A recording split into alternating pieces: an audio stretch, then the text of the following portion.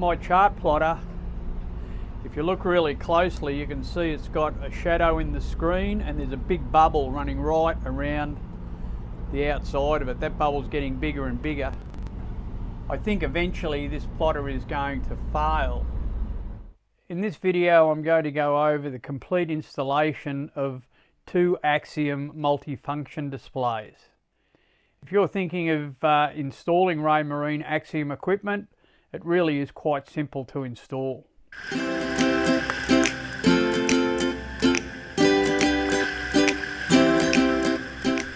Well, still here in Blackwattle Bay, and I'm with Grant from Raymarine, and Grant's bought me coffee, so we're having a coffee together.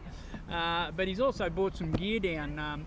My Simrad plotter, as I've shown you, is just about ready to bite the dust, I think. So I've had a bit of a go with Simrad. Like, I've had 3 of their units, and the only reason I've really stuck with them is because the plugs were all there, so I didn't have to change anything. But really, to be honest, I haven't had a good run. And this, the one I've got now, has got a big bubble in the screen. The screen's got a couple of different shades in it, and I'm thinking it's going to let me down. So I contacted Grant. He's done a real good deal on some Raymarine stuff, and we're going to show you how I install that. So that's the whole thing. So. Yeah, really looking forward to you and this technology. I think it's going to open your eyes to what you've been missing out on, no? Yeah, probably right. Well, the gear I've got on now is probably 6 years old, and it's a bit basic. But look, I'm only looking for basic stuff. But what I'm going to be able to do with this is have redundancy, and that's what I haven't got with the Simrad, never have. With the Simrad gear I've got on the boat now, I go from a $6,000 chart plotter. If it breaks down, I go to a lead line because I haven't got any redundancy at all. So this is going to give me redundancy, which is great. And to all you people out there who said I'm crazy not having it, it's going to give me AIS as well. So, yes. So you'll be able to follow me more than you do now. Yeah, well, thanks very much, Grant. It's fantastic. Thanks for the coffee. Yeah, no, cheers. And thanks for the gear. Like, it's going to be interesting installing it. And yeah, it's going to be a learning curve, I'm sure, learning how to use it, but I think it's going to be fantastic. I think it'll be a really good system. No, I reckon you'll love it. Okay, good on you, mate. Thanks, Norm. Thanks. Coffee.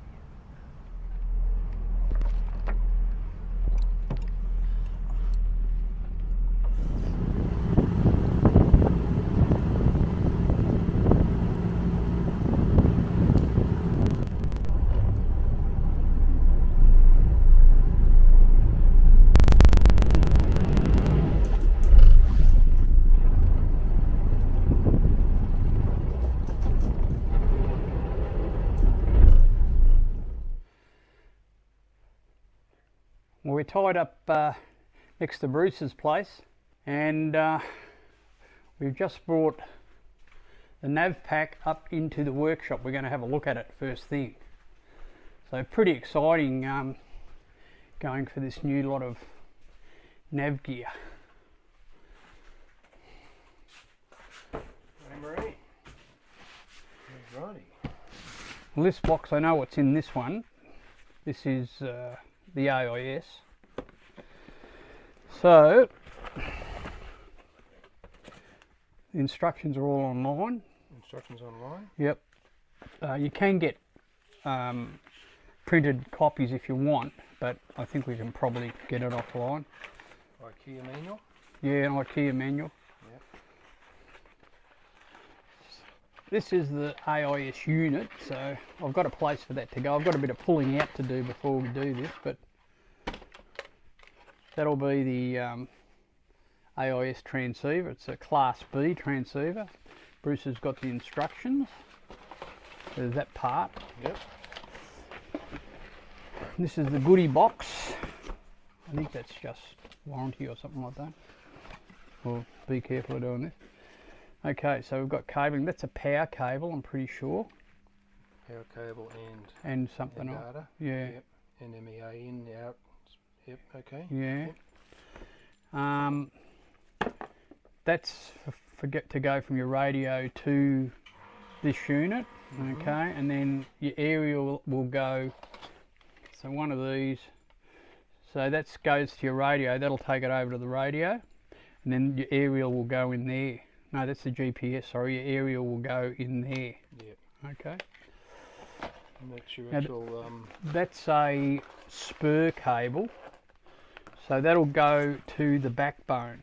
I've got to find the thing, but that'll go from this unit here into the backbone, and that'll be the backbone plug, and that, I think they call that a implement plug or something, that screws into the AIS and that'll take it. Into That's the your thing. aerial. That's the aerial, yep. Yeah. That's your charts. Is that charts? Yeah. So Lighthouse lighthouse charts. All right. Yep. I've got 2 lots of charts.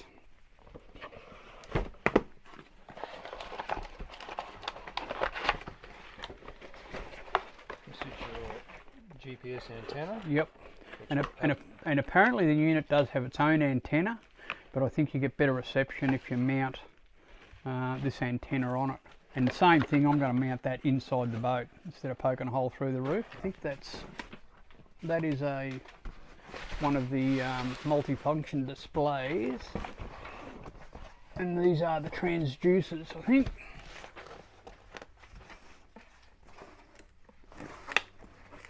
Like Christmas, Brucey.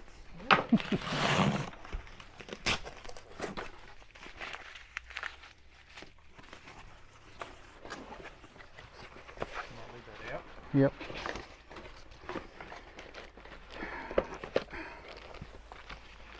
Okay, now there's the transducer.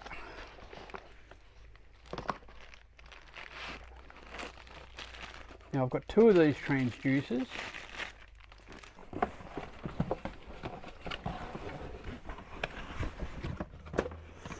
Well, that'll be the multifunction display. That's the big one.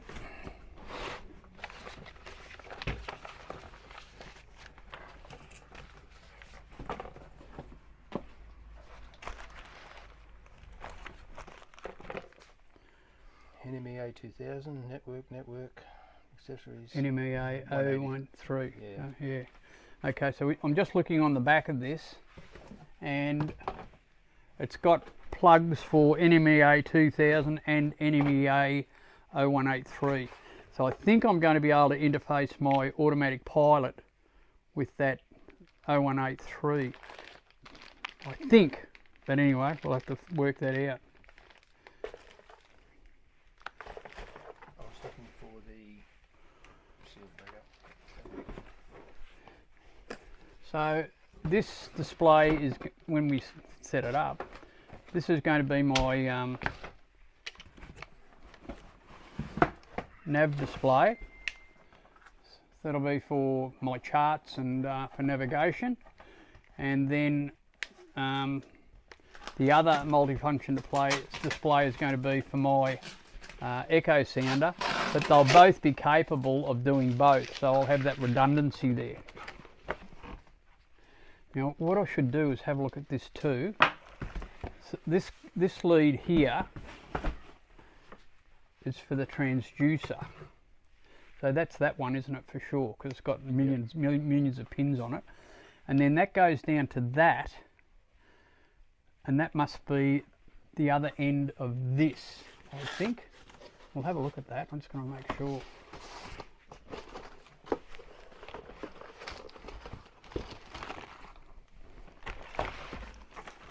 So that will be that, won't it? You want to cut that out and have a look? No, I'll tell you.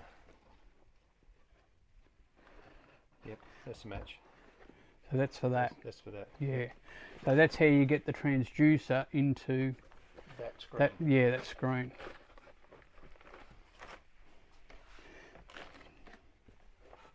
RV to DV transducer cable.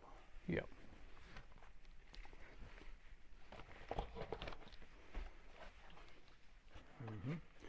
All right. Now, with this is the thing I've got to work out. The AIS, I'm going to mount it in the overhead because it's close. Why I'm going to do that is because it's close to my radio and close to my aerial, so that'll all loop up. But then I've got to get from here, from that plug there, and we've got a bit for it. Oh yeah, that plug goes in there. How many connectors in that? Oh, yeah. 1, 2, 3, 4, 5. It's this far. Does that go on there though? Yep. You must have to line it up. Okay. And that's plugging into the Yep. into the screen. Yep. And that's going to be our problem, because that's not going to be long enough. Yeah, well that's what I'm thinking. But can I get it onto this one? I don't think I can. I think I've got to get another cable. Because I can either go... What's actually on the ends of these cables?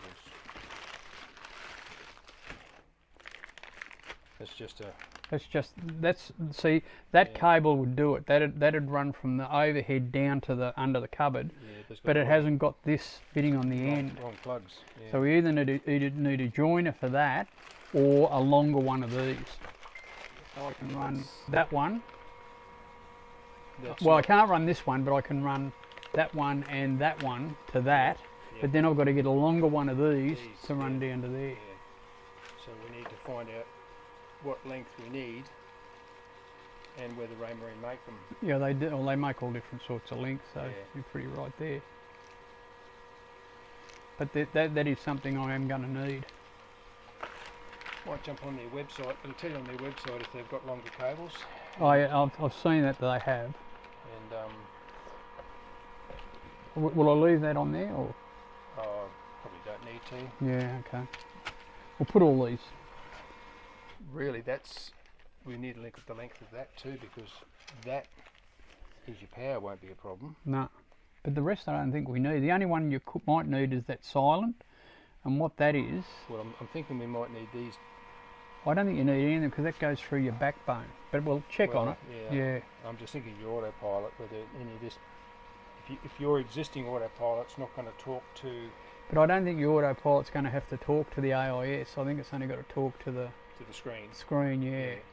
So I think this is probably for if you're going to an NMEA 183 or something like that. But we'll have to check it. I'm only talking, mate. There's one there, see that silent one? Yep. You can put that to a switch and you can turn off your transmit, which I think would probably be handy sometimes. Yeah, well there's two silent. That could be in and out. Yeah. Silent. It's got silent positive. Yeah, we'll have to and silent negative. Yeah, there's positive and negative for silent. Yeah. So that they just run to a switch, I guess.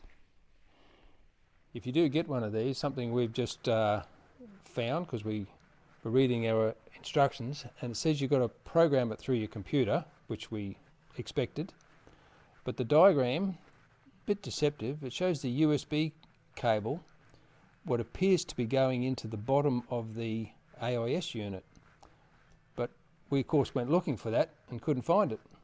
But we noticed that on the unit itself is a sticker. If you peel the sticker off, there's your USB port. Another little trick we've just found after 2 hours. If you click on the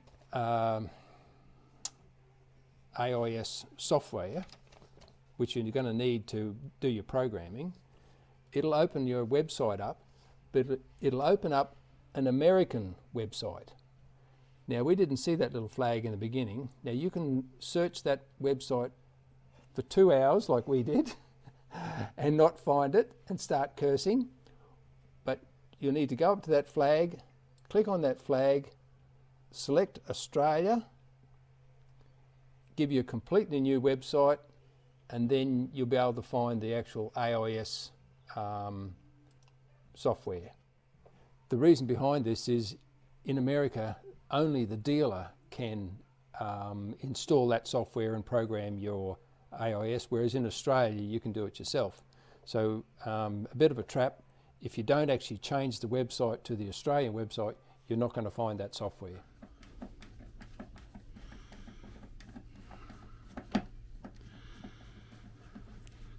First thing we've got to do is make a little bit of room for this AIS unit, so a bit of warranty going up in here. Is this out with the bad and in with the good, or out with the old and in with the new? Bit hard to say. Bit of both. Yeah, a bit of both. It hasn't been, I haven't had a great run with the old Simrad, I must admit, but it was still doing the job. I thought it was going to fail on the way back up, to be honest, but it's on its way out. And it's how many years old? Only about 6. Not a good run. No. I've got Raymarine, it's 12. Still working like new. Yeah. Well, fingers crossed, hopefully I get the same deal. We're certainly making a mess in the boat. Oh, it'll look so much nicer when it's finished, Norm. I'm getting rid of a lot of stuff that's a bit redundant. Things get old pretty quick these days in technology, so there's a bit of redundancy getting taken off the boat. And have a look at the day outside. Should be out enjoying the boat instead of mucking around on it. We've had a good morning this morning, virtually pulling the boat apart. So we've got a lot of wires pulled out that we don't need. And just sitting up here, this is where the new gear will sit. So that'll be a multifunction display with my Navionics on it, and that'll be a multifunction display with my chart plotter on it, but they'll both do the same thing. So they'll both be echo sounders and chart plotters, so I'll have that redundancy. So that's a fair bit neater, I guess. While Norm's away, Bruce will play. Already got it hooked up.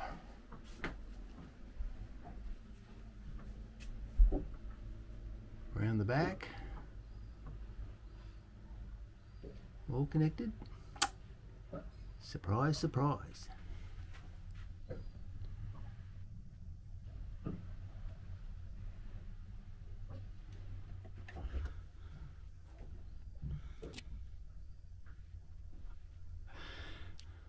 So I've been away for a couple of days, and Brucey has been very busy. Nearly got it all sorted. Well, that's our NMEA cable. 2000, NMEA 2000. And that goes to the backbone. That one's going to the backbone. Yep. And then this one here is our GA150, which is our aerial. Okay. GPS aerial. Yep. Plug that in. Pretty well labelled, all the Raymarine stuff. It's not complex. It's Plug and play virtually. pretty much plug and play. It's almost foolproof. The plugs are different. You can't plug things in wrong. So it's really good in that respect. So we've got all our stuff plugged up. Yep. So with this, that one's our aerial, that one's going to our backbone. No, that one's going to the backbone. Oh, yeah, so that one's feeding our backbone. Yeah. So that feeds the backbone. Then you've got the RayNet one. Yeah. Then we've got the network cable. The network cable basically only goes from this screen to that screen. Okay. Joins your two screens together. Yep. So then from there it goes to the network through the network cable. Both of them, sort of. Yeah, both of them. Yeah. So that will be our network to our hub, or whatever you want to call it. The backbone. Yeah. That's the word. So what's happening down here, Brucey? Inside, we've got a few things pulled apart. That's the old Coursemaster plotter. And Autopilot. Autopilot. Yeah. I've pulled all the wires out of that, and that there is our NMEA 0183 data input to run the Coursemaster, which was hooked up to the old Simrad system. Yeah. That's about it. We're going to put our little backbone here on the wall. We've got power cables to hook up yet. We've got some, a bit of tidying up to do. Yep. Wherever that's going. Oh yeah, that's got to be just tidied up there. That's about it. Yeah. It's looking good. I go away for a day and he's nearly finished it. That's pretty good. So, yeah, all good. And the biggest thing is going to be doing the transducers, because we've got to slip the boat. Mm. So what are we up to now, Bruce? We've got to program the AIS, after you've downloaded the software, I had trouble finding it. It is there, Pro AIS, but I was looking in program files. I've got program files, and I've got program files times 86. Under program files, you can't find it. It's not there. But under program files 86, you can find it again. Double click, comes up again, and you've got to go down, and where you see the little emblem for the actual application file, that is your actual file. So it's not an automatic startup. You've actually got to hunt for it to get it to open. So Raymarine might like to make that a bit easier for old dudes. Okay, so once you find that little emblem, you can click on it. It'll open up your software. Now we've connected our lead. Up in the top corner there's a drop-down box. I think when you first open it, it'll open up with Intel Active Management Technology, COM port 3. Well, that's not correct. So you go down, click on the AIS Class B transceiver, press connect, and that'll highlight your box so that you can start to enter your data. Okay. All right. Ship's name. I'll put this in capitals. P-E-G-G-Y station or hyphen. Yeah. Okay, well we've determined that you don't tick any of those according to the instructions. I'll just bring those instructions up again. This is the instructions here. It says the GNSS receiver built into the AIS is intended to provide GNSS data to the AIS only. Outputting this data can cause data conflicts. So in the sentence above it's got ensure that the built-in GNSS receiver is not outputting sentences. For example, ensure the GGA, GLL and RMC boxes are not ticked. So if we go by that, they're not ticked, and there is one at the top, GBS, but we've decided not to tick any of them. Yeah. Okay, GNSS configuration. It's GMS, it's GPS, GLONASS, isn't it? GLONASS. Yeah. Yeah, so it's that one. Long range broadcast, enable message 27. Okay, the last question on our software was long range broadcast, enable message 27. We found the Raymarine instruction manual, and it's got here the enable message 27 option for the long range broadcast setting is used for long range detection when outside the range of coastal receivers. Message 27 transmissions are on different channels to the standard AIS channels and are primarily used for satellite reception. This option should only be selected if you are likely to be boating in a location that is outside the range of coastal receivers. So we are occasionally. I would think you would be. Yeah. So I think it would be worthwhile ticking. So we're going to tick that. And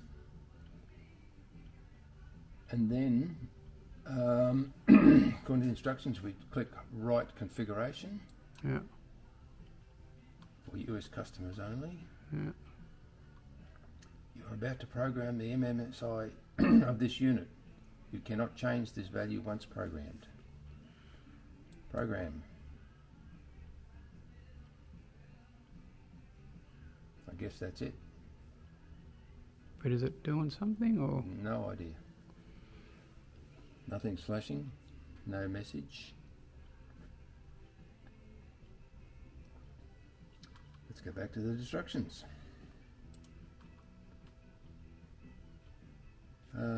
Then click Write Configuration to save your configuration settings, and then click Disconnect. Okay, that must be it then. So where's disconnect? Up here, up the top. Disconnect. This all goes greyed out. So that's, I imagine, would be it. That's it. We think that's it. configured.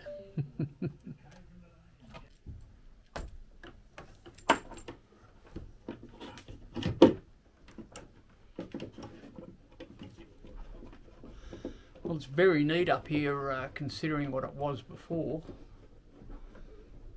You've done a good job there, Brucey. Just having a look at what we've done.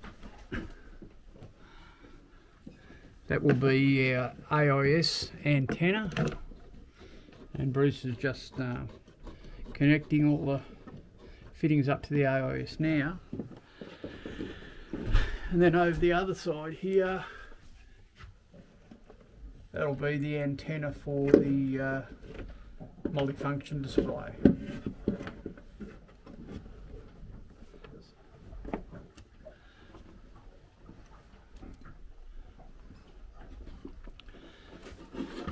So what we need to do now, we've got to get a cable from Raymarine, a backbone cable that will go from where Bruce is working there down this pipe and down into where the multifunction displays are mounted. That'll join the backbone up to the AIS. Well, at the end of day 3 on the job, and we've got most of the gear in now. The next trick is to try and organise to have the boat lifted out and just held overnight while we pull the transducers out and put the new ones in. So that's the big part of the job. But yeah, it's all going along really well. We're just sort of tidying up a little bit where we can at the moment. And yeah, got to thank my mate Bruce. He does a great job, eh? It's fantastic the work he's done on this boat, and I appreciate it very much. Okay, we're getting pretty close to being finished now. So this is my backbone for the Raymarine system, and we've got a backbone cable running from this little block up to my overhead panel where the radios are, and that's where we've sighted the AIS. So it was easier to sight the AIS over there and not have to run antenna cables down to this locker, and then we just hook the machines up with this backbone cable. So we've got a backbone cable into there, we've got a spur cable running up to the master machine, up on the helm position, that one there, and then we've terminated this with a backbone terminator.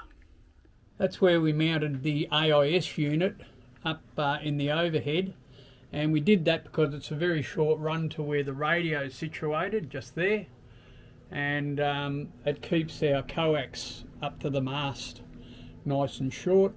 And then this is the backbone cable that runs down to pick up the other block down underneath the helm.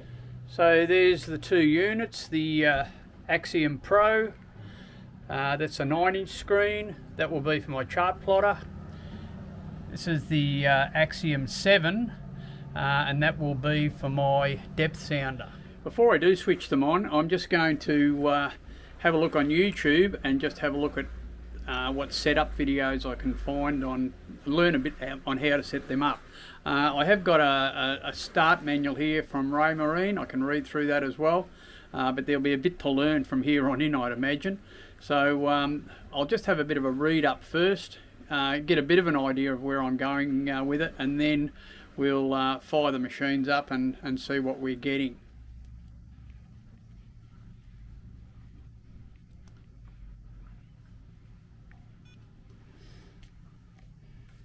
Turn the displays on.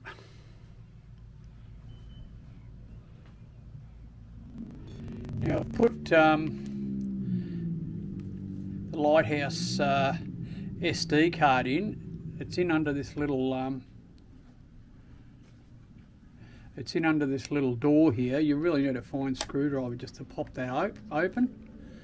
So when you put the card in, you fold down this little tab, and the card goes in. The top one goes in with the contact face is facing down. If you put a second one in on the bottom, it takes 2 micro SD cards. If you put the bottom one in, you've got to put it upside down, so you put it in with the contactors facing up. So that's where you put your cards in. It took me a little while to find out how to get to that. It's just in on that little door there. Okay, and this is the display I get up. Now with the chart in, we haven't got the echo sounder set up yet. I haven't pulled the boat out of the water and done the transducer, so we've got no echo sounder. But if I bring up the charts, I hope. First you've got to press product is navigation, so it's just a navigation warning, so you press that before you can do anything. Then we can press charts.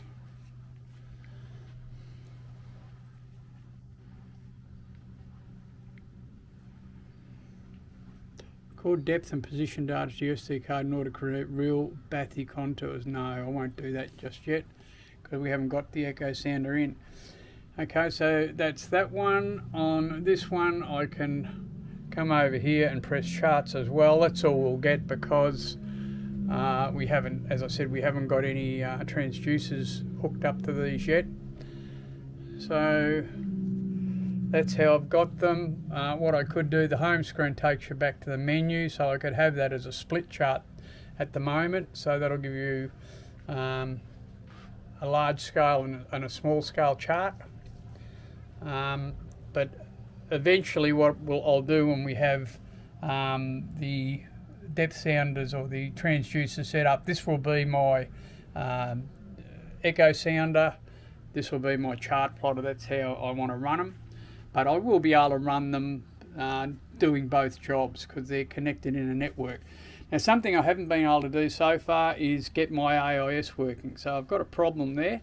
So I'm just going to work through that. I'm looking at all the settings and connections. The AIS seems to be working. There's a light on the AIS. I've checked all the backbone and terminal connections, but I just can't get the AIS up. And really when I bring this up and press settings, network, it should display the AIS in this list. All it's displaying there is the Pro 9, which is the machine I'm on, and the Axiom Plus 7, which is the one beside it. So it's displaying those two units, but it's not displaying the AIS. So we've got to have a look at that. I'll just press that refresh button and see if it brings anything up. But no, it's not seeing the AIS at all. So we've got to find out what's going on there.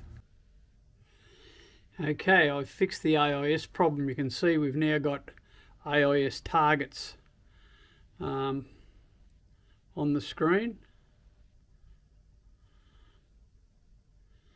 And what my problem was, I feel a bit of a dill about this one. What I hadn't done, I hadn't run a power wire, this wire here, to the backbone. Before we had the spur on, we had the backbone cable set up and the termination, but you have to run a power cable to the backbone as well. So there's 12 volts to that backbone. And that fixed the problem straight away. So I wired all that up, and as soon as I turn the machine on, we have AIS. So we're live. Fantastic. Okay, job's finished. Overhead's back up. All the wiring's done. The chart plotter's in. AIS is functioning okay. All I have to do now is haul the boat out and change some transducers, and we'll have the depth sounder working as well.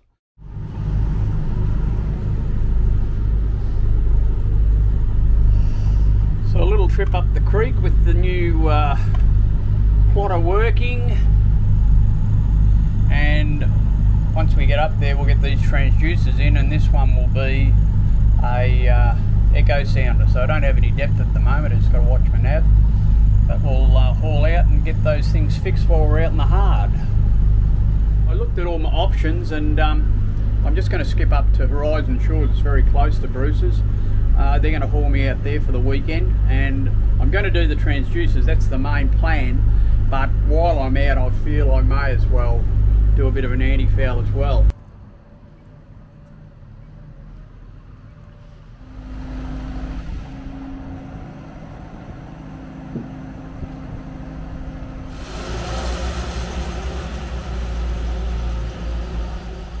Okay, with this new system, we're going to put a second transducer in a bit further forward than the other one, and that'll give me a bit of redundancy. So what I'm going to do is just drill a pilot hole through the bottom of the boat, and then we'll have to drill a bigger hole with a hole saw up through the bottom.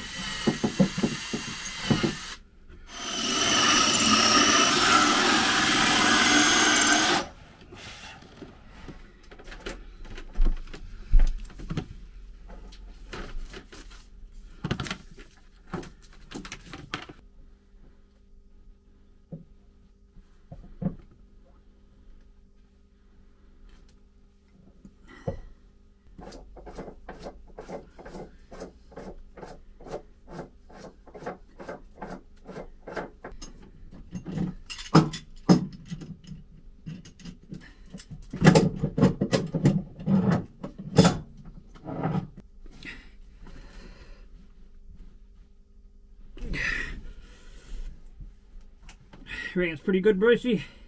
Okay, the main reason I came up onto the hard was to put transducers in. So we've got one here up the front. It's about 2 meters away from another one I've got down the back here. So they'll go to 2 different machines.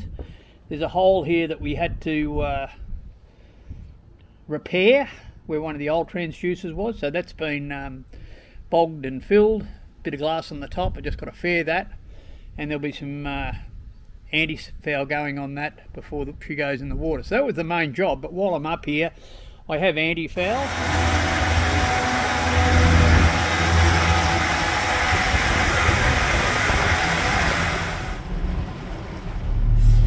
Well, this is the main reason I hauled out. Now I've got a chart plotter, but I've also got an echo sounder. Fantastic. This is going to be the best setup ever. And have a look at the picture. I haven't even touched any settings or anything on that Raymarine 7-inch display, and it's a pretty clear picture of the bottom. Fantastic. So it's good to have depth back, and that's why I hauled out to put the transducers in to run that echo sounder. Great. It's great to have the Raymarine gear all installed, the transducers in and everything working. I found the installation to be pretty straightforward and simple. Really is plug and play all the equipment, and not too much you have to do. There was a few little things with the programming of the AIS that we struggled with, but we got through that okay. Raymarine are fantastic. They'll give you any help you need. We didn't need too much, but yeah, they really helped out where they could. And yeah, I think the gear is very intuitive. If you can use a mobile phone, I think you should be able to use this Raymarine gear quite easily. I found that learning the controls, I did a bit of reading on it of course, but once you understand the menu and where it takes you, I think operating this system is pretty straightforward. So I'm really looking forward to heading off now and using this new gear as we head up the coast. Thanks very much, Raymarine. Been a fantastic experience.